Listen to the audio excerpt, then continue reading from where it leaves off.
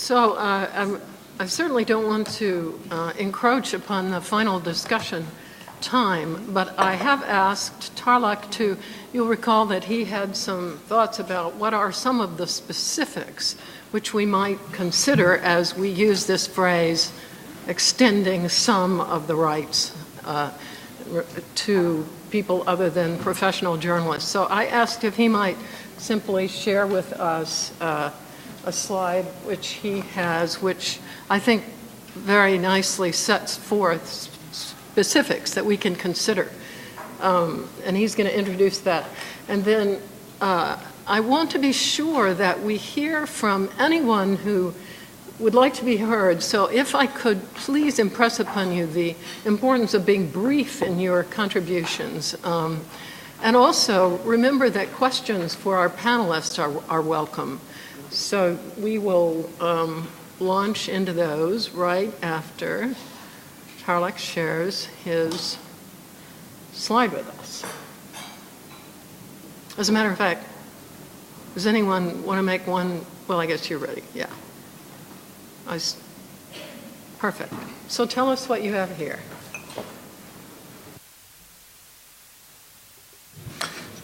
Thank you. Just realizing that maybe some of the points I made in the formal intervention might have been a little bit general in nature, a little bit abstract, but I made a few different references to a specific range of rights or freedoms or privileges which are crucial for journalists and other actors in order to be able to fulfill the tasks ascribed to them in democratic society. So to act as a public watchdog, or to contribute to the opinion-making process, or to create a forum in which debate can take place. So in order to be able to fulfill those tasks, the European Court of Human Rights has recognized a number of specific freedoms, if you like, that are functionally relevant for those tasks. So I've itemized a few of them here. I start off with 3 or 4 of the essential freedoms that are relevant for everybody when they want to contribute to public debate. And then I've skipped a line, and the lower group of freedoms have traditionally been associated with the journalistic task. But the question then is to what extent these freedoms should be retained, rethought, repurposed, or reinvented in order, in respect of other actors contributing to public debate. So the first one there is freedom to report and comment on matters of public interest. Just because something is sensitive doesn't mean it should be off bounds. Presentational and editorial freedom. It's not for the courts to determine what the most effective technique is for presenting an article or an item. So the case in which this freedom was recognized concerned a television interview. Recourse to exaggeration and provocation. Again, sometimes if you want to get a debate going or a discussion going, provocation or exaggeration can be a very effective technique for stimulating the exchange of ideas and information. The perishability of news. The court has held that news is a perishable commodity. So therefore, it can be important for public debate sometimes for journalists to get their story out there without having to check every single last detail contained in the story. Otherwise, the newsworthiness of the content will be lost, and public debate will be the poorer for that. Fact-checking. What's meant there is that, the case that came from, one of the cases that came from was that when, for example, the government issues a report and a journalist writes an article based on that report, it's not necessary for the journalist to go and check all of the facts in that report. You can assume that it has a certain status, in particular when it comes from one of the organs of government. And then protection of sources. Obviously, this is a crucial aspect in the pre-publication phase of any news gathering activities, and if the confidentiality of sources was to be compromised, then obviously there would be a huge chilling effect for sources going back to the journalists in the future. So what I've agreed with Geneva is that we would just make the more general point more specific by giving you these examples. We'll leave them there on the screen if anybody wants to reflect on whether they should indeed be retained, rethought, repurposed, or reinvented in the course of the discussion. Feel free to do so. Thank you. That's terrific. Thank you so much, Tarlak. I know we want to recall, of course, José's important big caution against leaping to thinking that any of this would be easy to extend to additional actors. And David, you wanted to say something. Thank you, Geneva. I just wanted to suggest, Tarlak, to add, as no doubt others can both add and subtract, but one that I'm increasingly interested in. There was a very important decision, I think, of the Strasbourg Court in which, in a nutshell, it reflected on the right, the indirect right, which involved access to communications technologies. This was a case involving Sweden, where a couple had been told by their landlord that they had to take down a satellite dish where they were receiving information from their home country. And the court said, well, look, we think that this is your way of receiving information. You're required using a communications technology, i.e. direct broadcasting from satellite and therefore a dish. And since you didn't reasonably have any alternative ways of getting that information, we think it was an infringement of your Article 10 rights, even if only indirectly. So if you wouldn't mind, or I just throw that out as a potential additional. Thank you. Great. So, colleagues, experts, diplomats, please, yes, question, comments. We'll start here. Thank you. My name is Pierre-François Declier. I work with the Belgian French-speaking regulator for audiovisual media. I also teach law in a communication school in Brussels. But I'm not speaking in the name of my institution. I'm like tweeting, I'm speaking in my own capacity, whatever that means. I have a brief comment and two short questions. I'll keep it short. The presentations all day have been very clear and very interesting, and yet I feel lost in a bit of a fog because we've had this wide description of the current context of communication, and I wonder who can we turn to protect a strong and vivid public debate. We cannot trust the state exclusively. We cannot trust the platforms exclusively, and we cannot trust the contributors themselves exclusively. So and this is my comment, we could look at the citizens as the guardians of the public debate, and this leads me to insisting about maybe something very humble but very necessary, which is media literacy, information literacy, but also digital literacy, and human rights and freedom of speech literacy.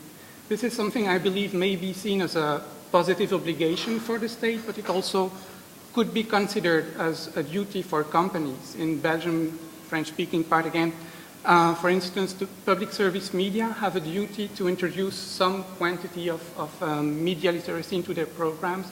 Maybe this is something that we can view in a wider sense. I think this is probably very humble, but a very necessary thing to do in the contemporary context of communication.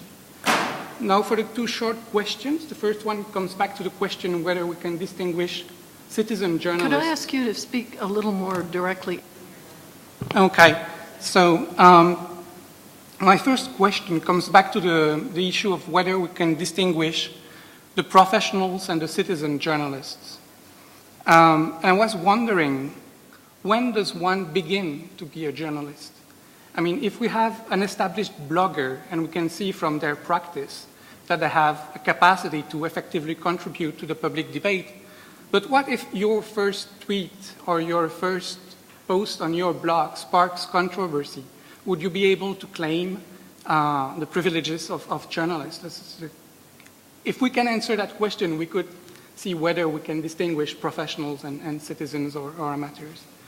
The second question, it is about transparency.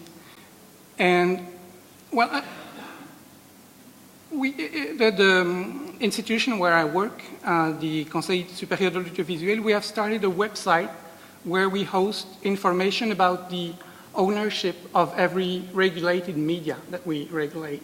And it's something that can be interesting in terms of, media pluralism and also credibility of information, if you know who the media that are broadcasting actually are. And I was wondering, when we talk of principles for content producers generally in the online environment, how much transparency should we expect from web-based content producers about who they are, about their ownership, very simply? That's the two questions I wanted to ask.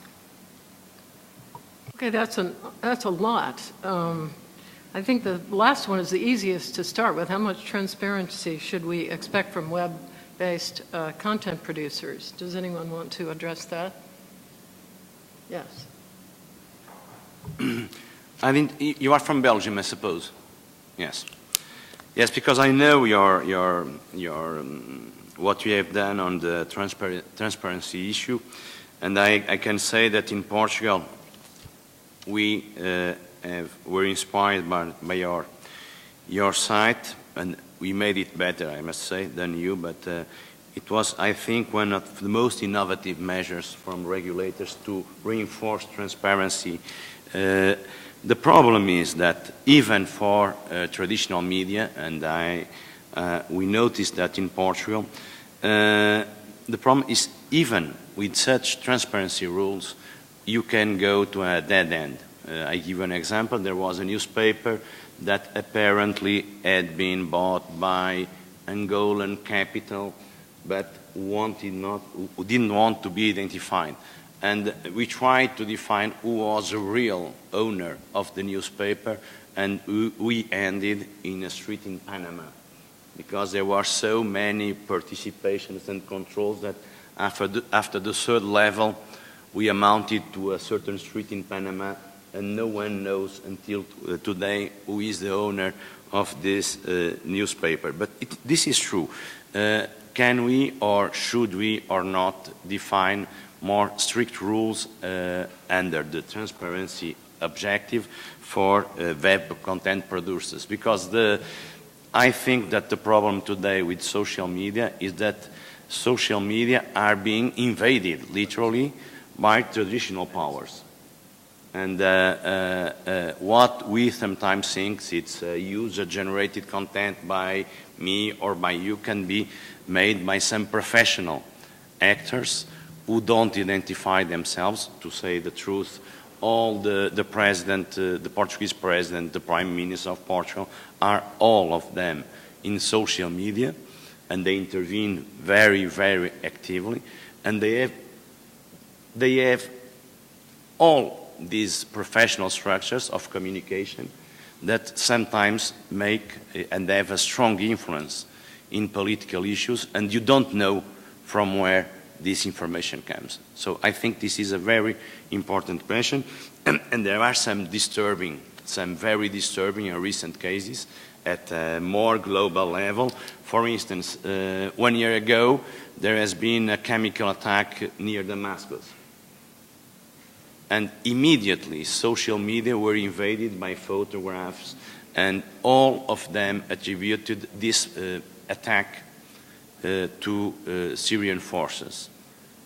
And then we understood that maybe this chemical attack has not been planned and executed by the Syrian government, and maybe this has been planned to provoke military intervention in Syria.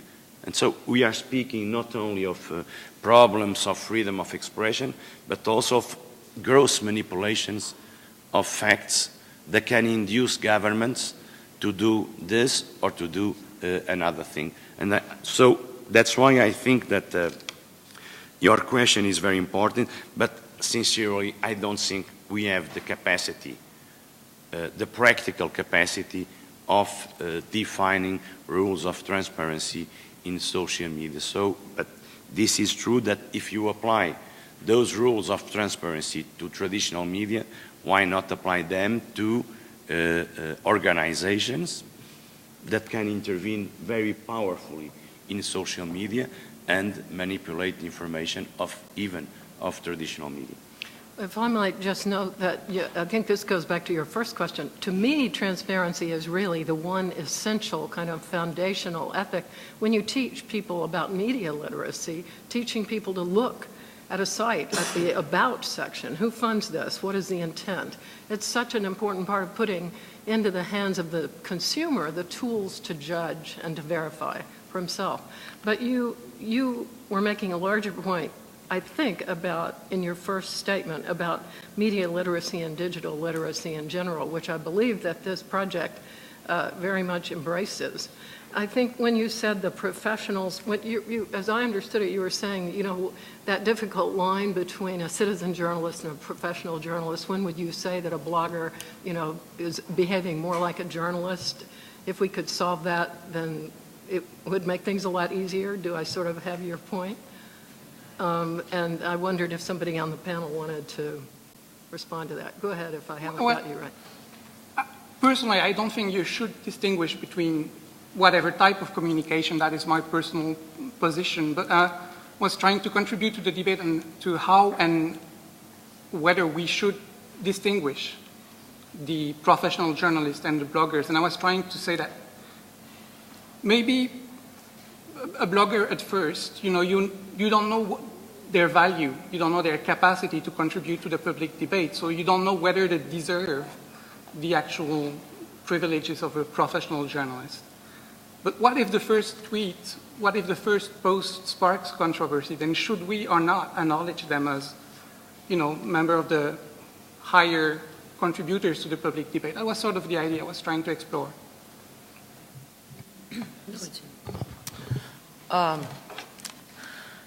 Смотрите, по поводу различия между блогером и журналистом. This way, concerning the distinction between blogger and journalist, there was active public debate concerning this law which was adopted by the Russian Federation on bloggers, and this issue was actively discussed there. And it turned out that the journalist is a person who works in some publication which is registered under the legislation on mass media, and this person has a number of privileges, the right for protecting the source, it has the right to request responses from the authorities, to request comments, and to request the documents from the government authorities. And after the law was passed on bloggers, the bloggers that have more than 3,000 visitors per day during a certain period of time, during 30 days, for example. These people should be registered and they should get certain privileges, and at the same time they should have certain obligations. Now, well, in this context we have some certainty, so the journalists may group themselves into associations. The bloggers also have resources where major bloggers can communicate with each other and they can regulate themselves also. But now some say that 3,000 is too little, and I would like to recall a very interesting experience by Israel. They have a similar law on the bloggers who have to register, and they should have certain responsibilities and certain privileges also. But for them the requirement is 50,000 visitors per day. So we do not have the issues concerning how to distinguish bloggers from journalists. We have formal distinctions, though, based on the legislation, based on the law. However, as regards this threshold concerning the number of visitors, it is clear that Russia is a huge country, huger than Israel, but in Russia the number of visitors is 3,000, in Israel it's 50,000. So there's huge difference. So these are topical issues. If a person is read by 50,000, he should be considered as journalist, I think, and he should perform certain ethical standards and fulfill certain requirements. Thank you. So on the panel want to respond, and then we'll go to them. Did anyone else on the panel have a response to that? Okay. Well, just very briefly, just to pick up on the point that our friend from Belgium made, there is also a duty under the UK Communications Act that Ofcom, the UK broadcasting regulator, should promote media literacy.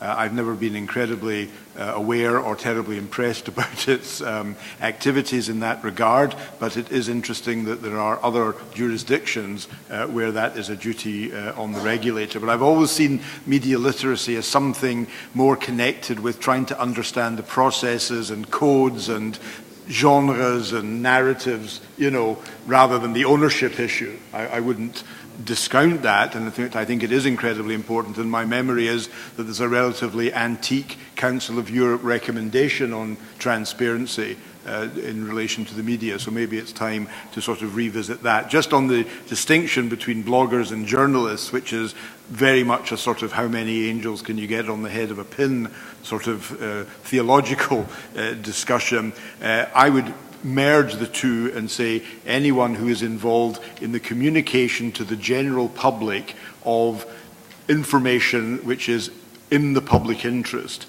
should count as a jogger or a jogger. No, it can be a jogger because that's already taken, but some kind of conflation. I would prefer to merge the two in terms of the function and the sort of responsibility and the goodwill, if you like. I know it's getting more arcane, but I see you approve, so I'll shut up before you disagree. Oh, yes, yes. Just two of you two have words. I mean, you know, we have both of them, blogger and journalist, they have a freedom of expression, but freedom of expression of the journalist is limited by the professional values he accepted. That is, he has to check all facts he broadcasting. You have to have a both or 3 sides or 4 sides, and you have a balance of information. That is the professional values, which is a content of the journalistic story. It's not content of the blogger story. He have a freedom of expression, but have no right to follow that rules. For journalists, he has to follow, or she has to follow that rules, which is the professional rules. Especially 2 sides, especially fact checking, and especially balance of information. At this point, is your comment on the points raised? Okay. And a comment on what we heard from David.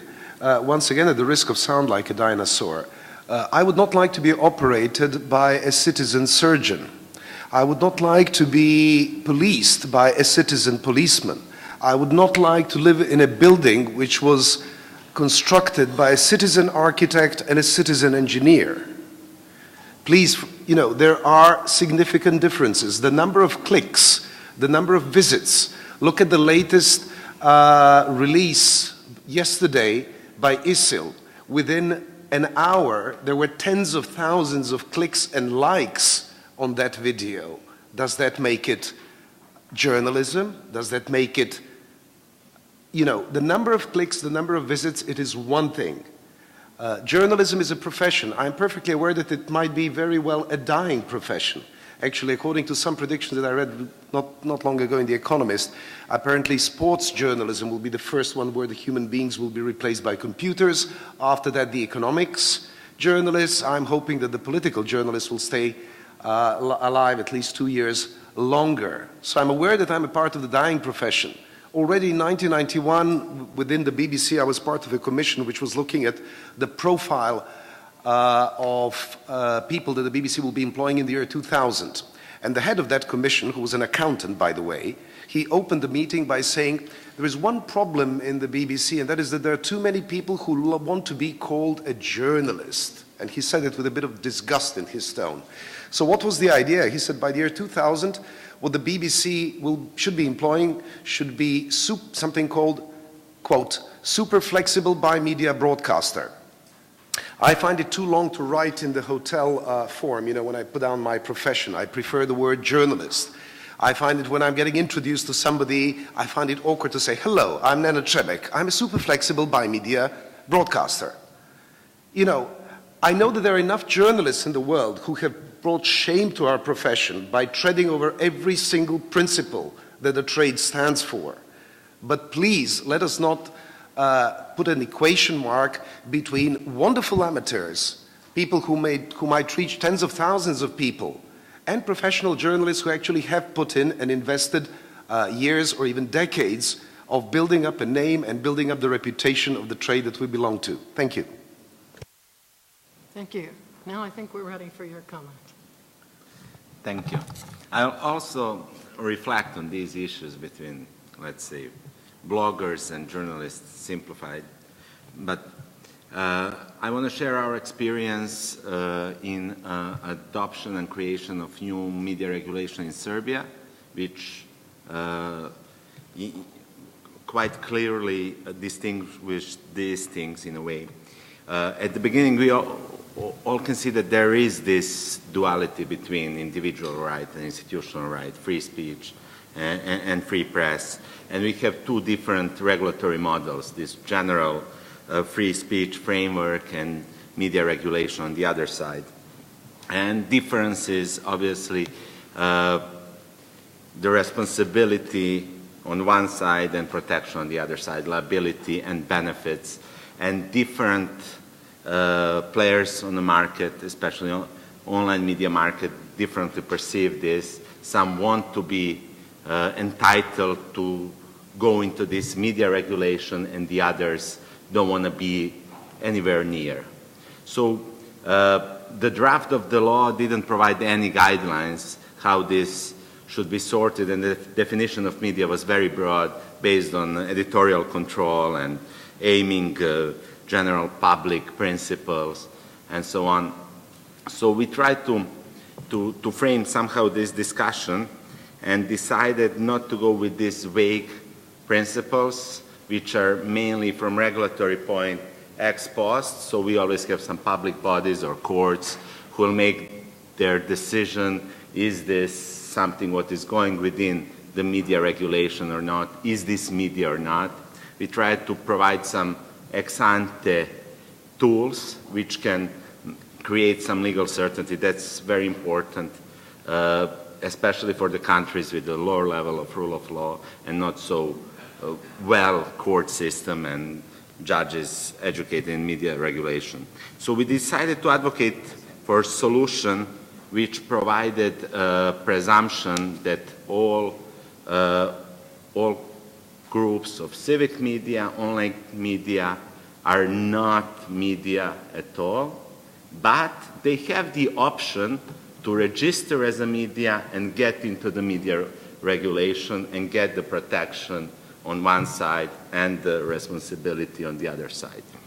And this proposal was accepted as new Serbia law, and now we have this clear rule that all the players on the online media market, if they are not registered as a media, they are within the general free speech framework. And now we have to work with them and educate them why it's better to be within media framework or to be out of that. So that's the regulatory solution right now in force for almost a week or two. So we will follow up on this and provide reports what's going on the ground. Thanks. Great, thank you. I think there were questions or comments over here. Let's start with you. Thank you. Nani Jansen, Legal Director of the Media Legal Defense Initiative. There were a number of really interesting points raised, also some of which raised a little bit of red flags with me. For example, as far as I know, having a regime of mandatory accreditation and registration has been found to be in violation of the right to freedom of expression by numerous international human rights tribunals. This is not to say that we should disregard the benefits of responsible journalism and good codes of ethics and so on. I just want to flag here that there are also certain situations in which this is not even an option for journalists. There are countries in which there are people who have something to contribute to the public debate and are not allowed to do so. They can't register as journalists because they are not, their opinions go against those of the powers that be. So they turn to the web and they have to express themselves on blogs, etc., which makes them very vulnerable. So I don't know, from the point of view that we have at MLDI anyway is we don't focus on the issue as journalist, blogger, whatever, but more on the type of activity.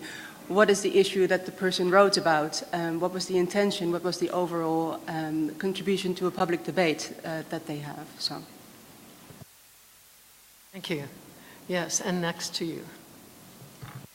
My name is Sejal Palmer. I'm an academic at the Central European University, and I used to work with Article 19. Just from the previous discussion, there seems to be a close relationship between what could be seen as a temporal element as to when the rights which have been previously applicable to journalists or traditional media are extended to others. There's a close relationship between that and when those rights are, let's say, deserved, although I completely agree with what Nani just said. And the nub of the issue seems to be on that term that Tarek, you used, what is the public interest?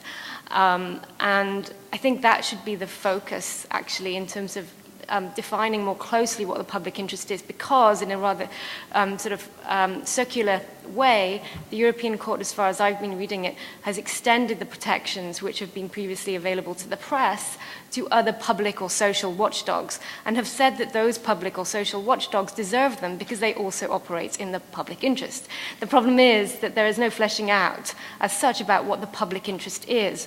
Now, that happens in the context of freedom of information laws. Various freedom of information laws do elaborate upon what the public interest is, but I think if we're going to think about in terms of any kind of codes or standards, principles which may be applicable in this context, a greater pondering consideration of what is the public interest is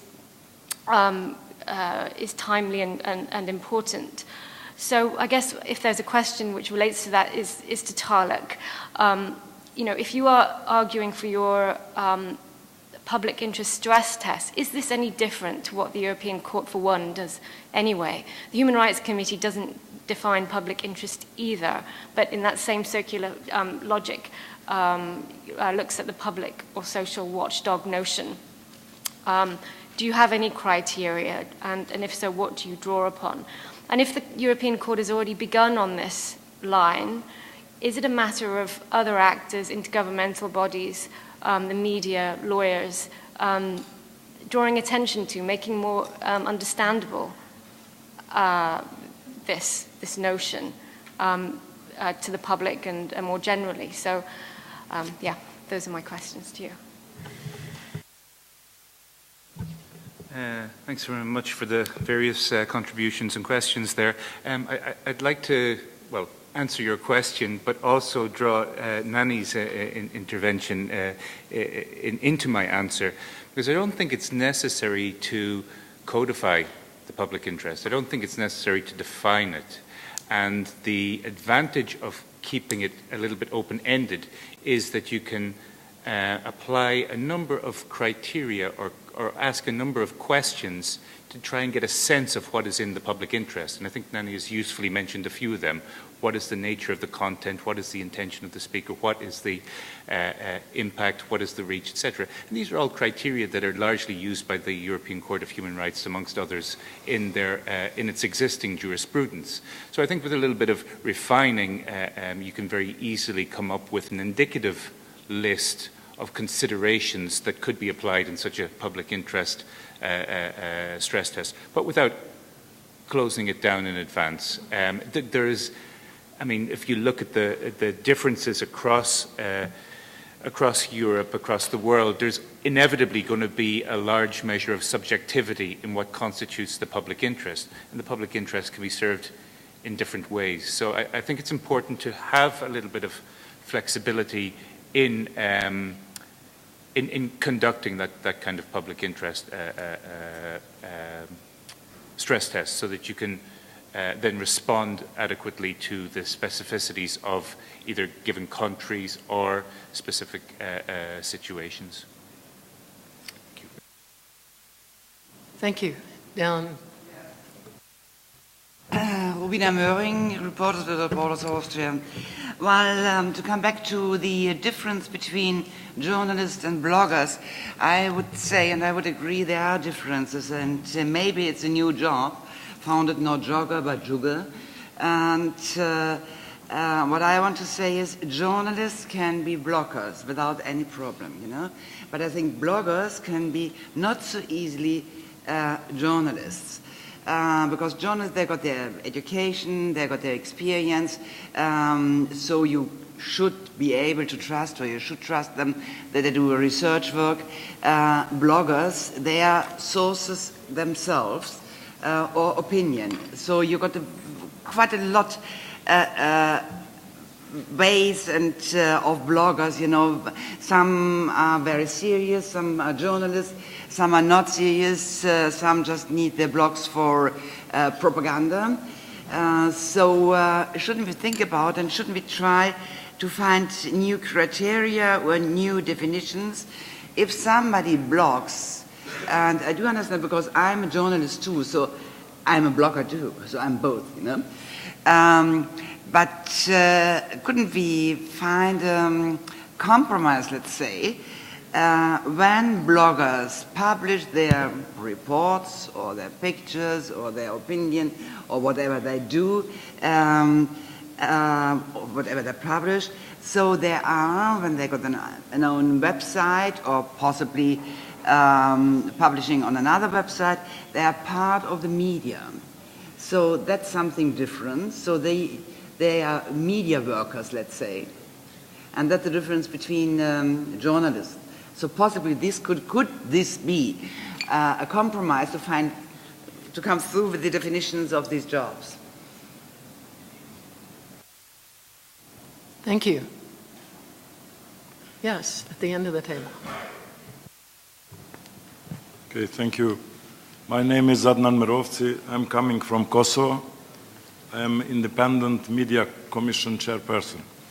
And allow me, given the fact that it's my first opportunity in such meetings, maybe to go out of the subject, but anyway, I would not avoid this opportunity to put some quick questions on some concerns that are raised recently and time ago in Kosovo regarding the online media or portals. How do you call? I don't know exactly. Am I right or no in my question? So, given the fact that our commission do control, actually regulate the audio and audiovisual media, and having in mind that the press media is organized in a sort of association, it comes to the conclusion that this online electronic media are out of the control. That's one. The second, this online media do contains even video products, which sometimes are own produced or taken by others. So this online media, according to the non-written regulations, let's say, has to give the source of the information and to respect the copyright.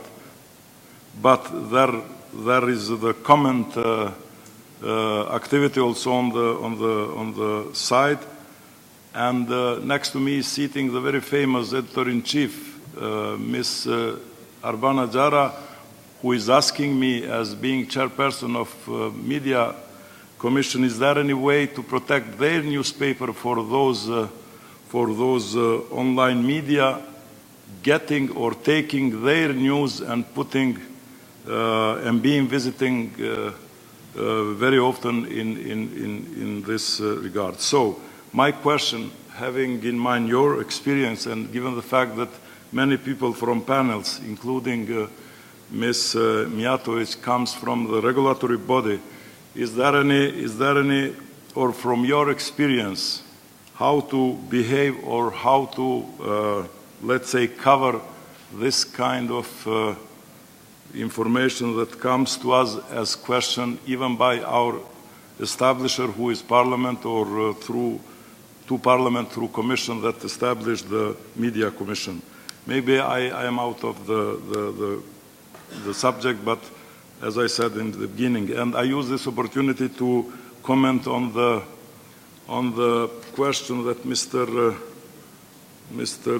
David Goldberg put, the difference between ethic and moral in I guess that the moralism is more attributed to the humans or to journalists, and ethics has to be attributed to the legislation. Thank you. Is anyone on the, yes, Jose. This is I think that this is a very interesting question because we always speak about the advantages of social media when compared with traditional media, that they represent something that is transforming our possibility of debate in a much larger possibility of debate.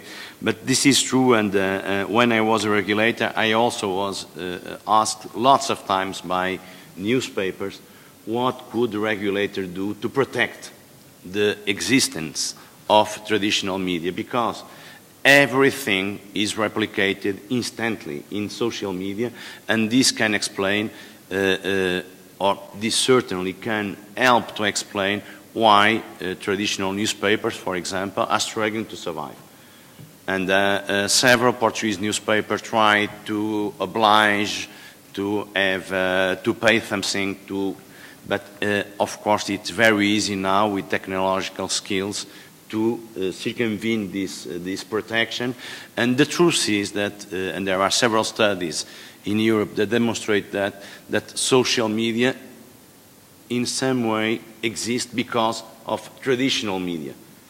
That is to say that news are in its great majority launched by traditional media, and then the debate begins and the correction and the contributions from normal citizens. Normal, I use the normal in not, of course, in not a pejorative approach. So this is a very important question. I know that several countries, and namely in my country and Spain, are studying this issue, and recently the Portuguese government obliged those who are portal of news and so on to pay automatically a certain percent of their annual revenues, because they replicate without any cost what costs a lot to produce. And this is a very important issue.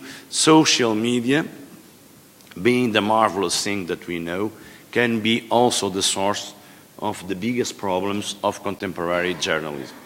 And as I believe that journalism as a profession should continue, and as I believe that in our democracies, and as I can predict, the existence of a strong, powerful, and professional journalism is still a condition to have a democracy, I think that the issue that you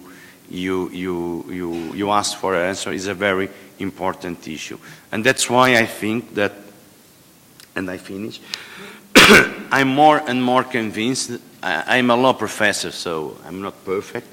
And I believe more and more that the idea of universal rights will evolve, of course, to guarantee their universality, but then with different concrete applications. For instance, the idea if a blogger should be recognized in a certain way as a journalist can be very important in transitional democracies.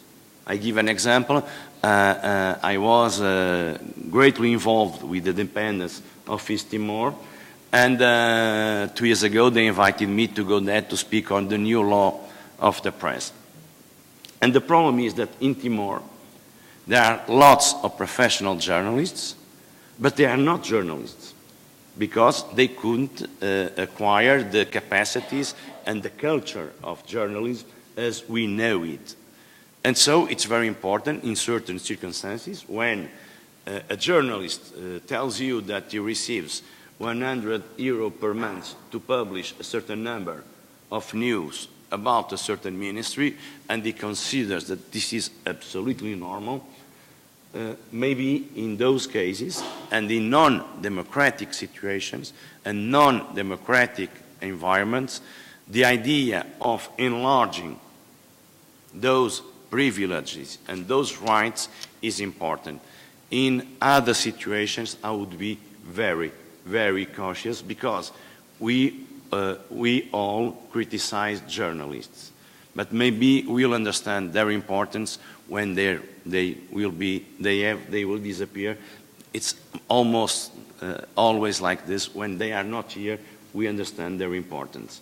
And so I am more and more convinced that we are evolving to different standards considering different situations. Because in democracies, lots of times, what we are assisting to is to an unfair competition with those who are paid and that cost lots of money to produce real news in a democratic society.